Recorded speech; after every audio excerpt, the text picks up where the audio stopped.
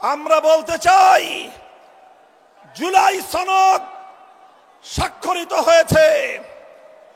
জুলাই সনদের আইনি ভিত্তির জন্য আমরা ঐক্যবদ্ধ হয়েছিলাম। আমাদের সে ঐক্যের ভিত্তির উপর দাঁড়িয়ে জুলাই সনদের প্রাথমিকভাবে আইনি ভিত্তি কার্যকর হয়েছে, সরকারি আদেশ জারি হয়েছে।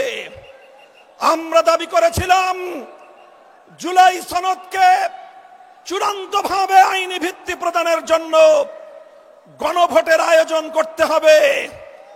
বাংলার মানুষ সেই গণভোটের মাধ্যমে ইনশাআল্লাহ জুলাই সনদকে চূড়ান্তভাবে আইনি ভিত্তি প্রদান করবে।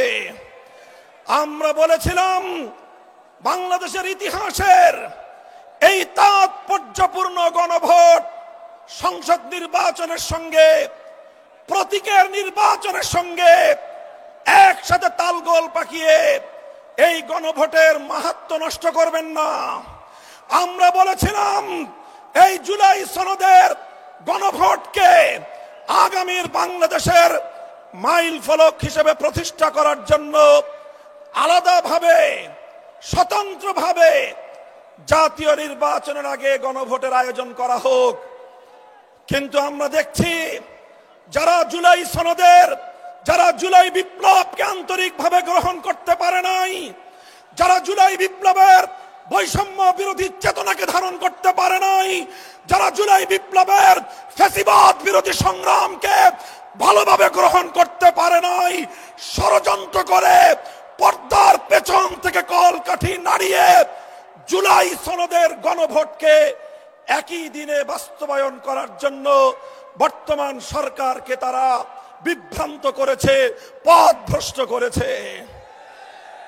দেশের স্বার্থে, জনতার স্বার্থে, শান্তির স্বার্থে, ঐক্যের স্বার্থে আমরা গণভোটের আয়োজন, হয়তো জুলাই সনদের আয়োজনকে এখন আমরা বলছি স্বতন্ত্র নির্বাচনের মাধ্যমে আলাদা দিন গণভোটের আয়োজনের মধ্য দিয়ে জুলাই সনদ কার্যকর করার এই ঐতিহাসিক পদক্ষেপকে যেন বর্তমান সরকার তার প্রাপ্য সঠিক মর্যাদা দান করে।